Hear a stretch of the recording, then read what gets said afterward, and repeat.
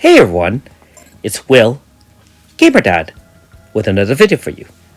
So in this video, we're going to take on the other new battle simulator, aka Boss Rush. This is a trial of Burning Rage, which essentially, as the name suggests, we are fighting all fire type enemies, which are also all weak to water. And so obviously you're going to have to bring a water team, preferably one that's very dedicated and has a lot of synergy together. Not only that, you'll need some obviously buffs and debuffs on the enemy to handle things.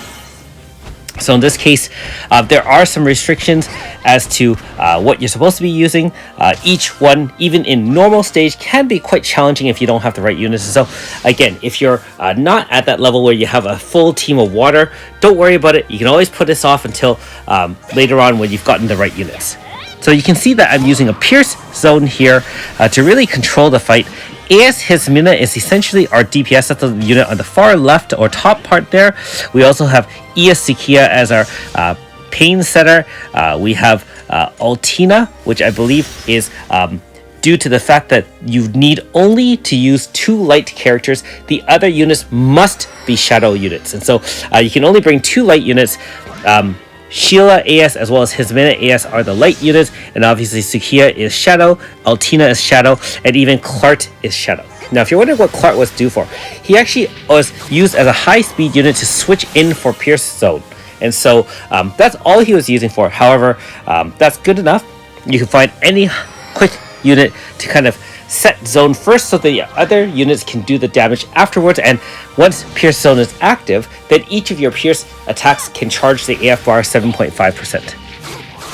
Other than that, it's really just a matter of beating the fight down. Keep in mind that this is only a low difficulty stage 1, and so really other than meeting the team composition requirements, it's not too difficult at this point.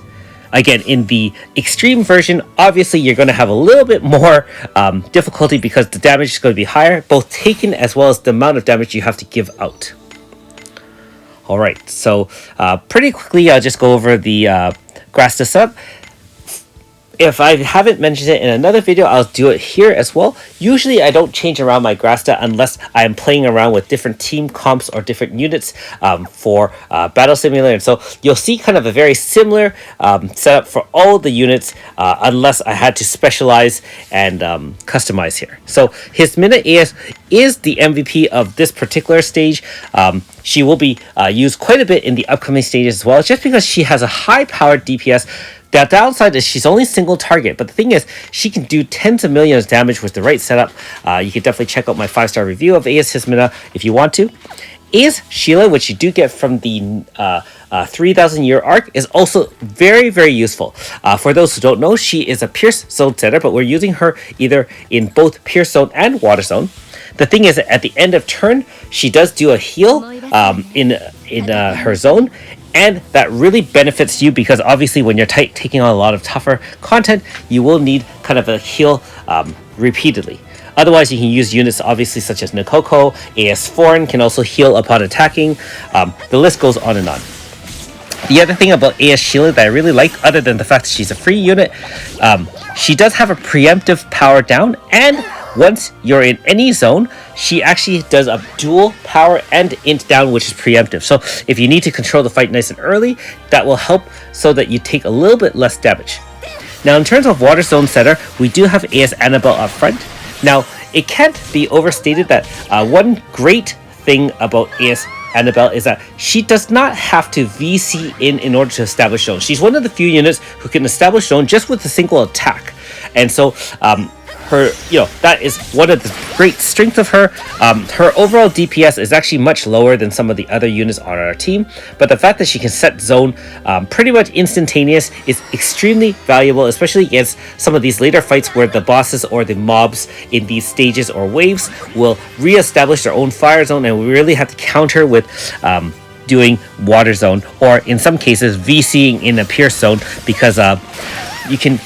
This is a very good example of what a lot of people are talking about. By you can have a dedicated Water Zone. Obviously, the majority of my units here are actually Pierce, or you can actually run a what they call a Water Pierce team. So you're running a Pierce Zone, but the majority of your Pierce units are water, and you actually get the benefit of kind of using synergies that way. Not only that, but later on you'll be carrying Grasta for between each other, so you can kind of share Grasta.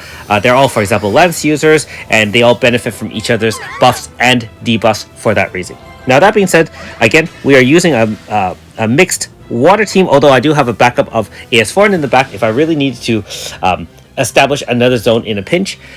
Pierce zone still won't harm my team. I still have my top DPS will benefit from it, since AS Hismina is that role on this particular team.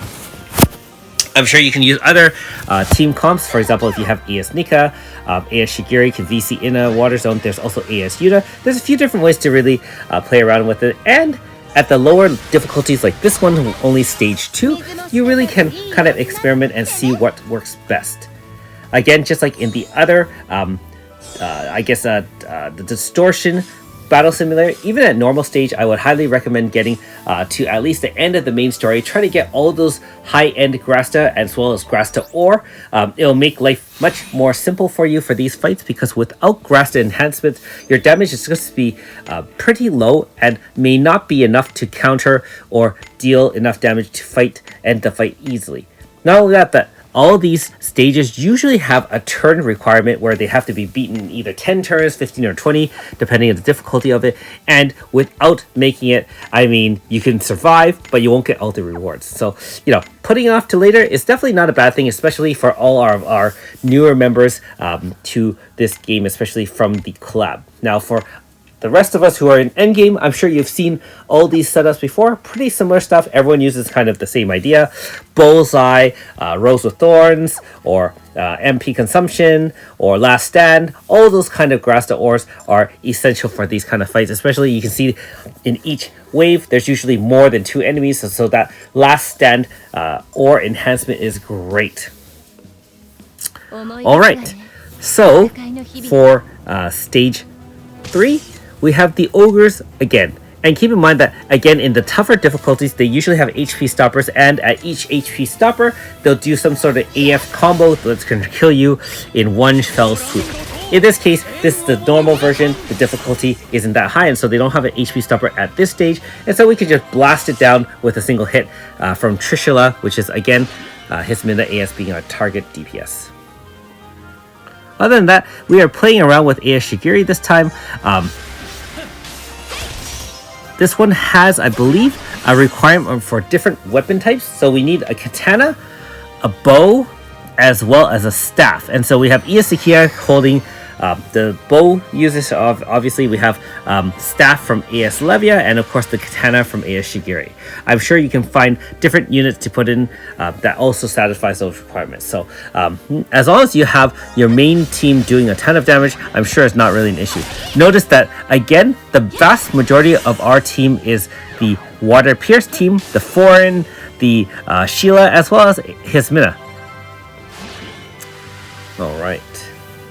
So let me know in the comments below how you found these two series of battle simulators so far. I will say that, again, I realize this is just the beginning and this is just a normal stage. I'm going to definitely take my time and enjoy the experience of doing the more difficult extreme versions. But for now, it's kind of nice to just kind of use a team to blast through the enemies without any real difficulty. That's kind of the reason we summon, right? I know there's a strategies to use all free units, of course, and a lot of people try to do that, especially those who are more advanced. You've probably seen some of those on YouTube.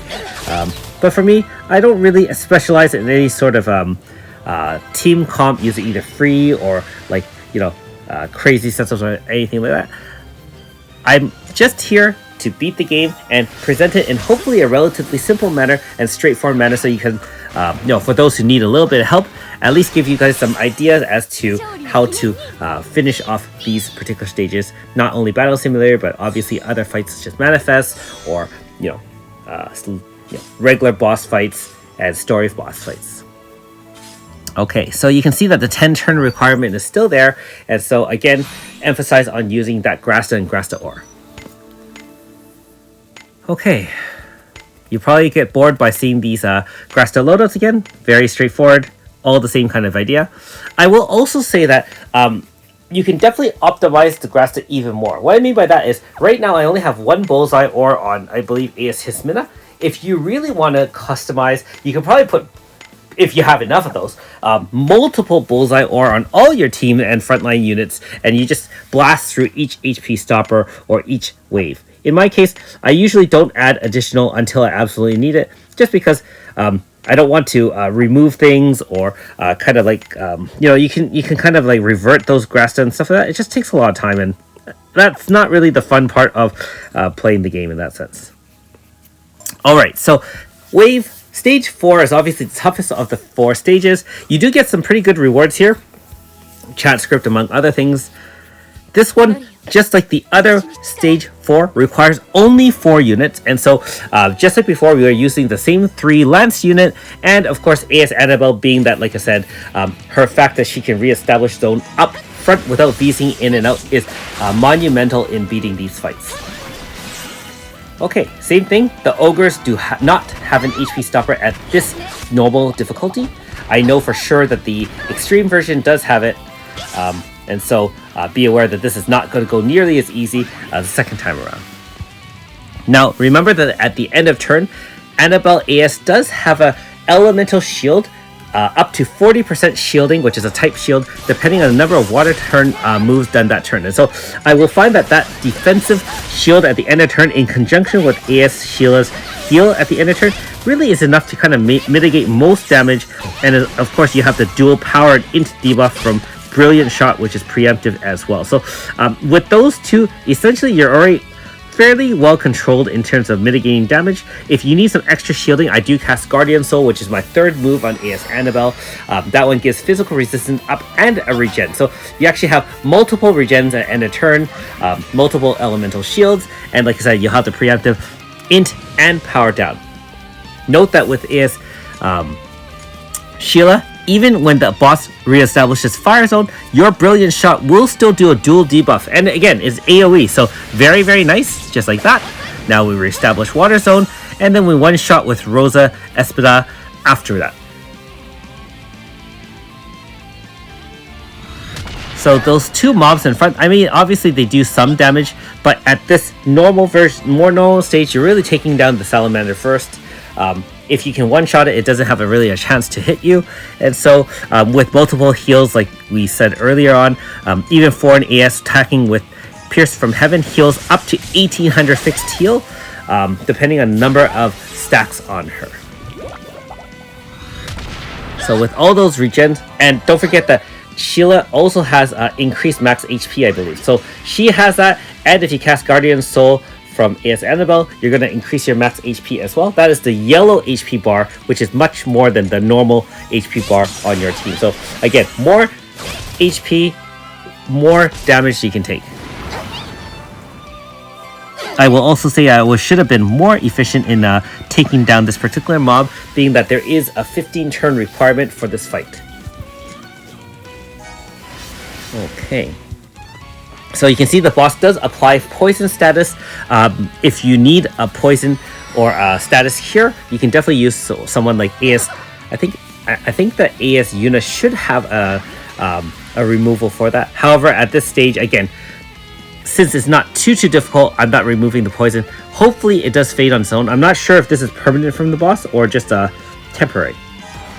That being said, we can AF right here. They both have HP stoppers in this particular wave, and so your whole goal here is just really to make sure everything's all set up so you can one-shot those bosses outside AS. And of course, we know that AS Hismina is more than capable of landing a massive hit outside. The other 3, not so much, although again, if we play around with Grasta, shouldn't be any problem.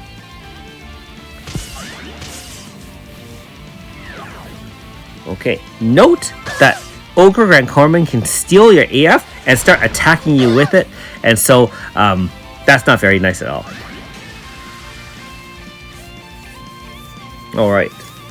Luckily, these bosses do not remove Water Zone, and so we can continue on and deal damage and obviously power up our bar at the same time. There you go, one shot from AS Hismina, and we're on the last wave. Alright. Just in case you're wondering, I'm sure Starry Sea Zone from ES Negi in conjunction with the other mages like AS Levia or even AS Mighty, I'm sure you can clean house with that team as well. since I don't have those kind of units, I'll just stick to the more tried and true method, I guess, of defeating the boss.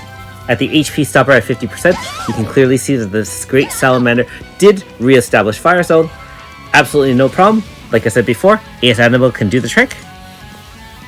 And then we'll just one-shot that with AS His Minute at the end. Alright, so there you have it.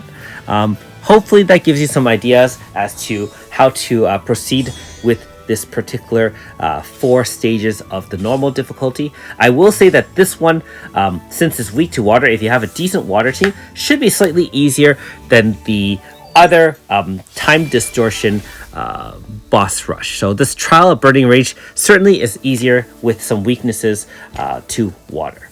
And again, one last round of looking at the same Grasta over and over again. I believe I actually changed up AS Annabelle's Grasta because I forgot to put the appropriate Grasta on her earlier on in these fights. Okay, and again, Foreign is holding most of the Grasta for AS Hismina. Thanks for watching. We'll see you next time.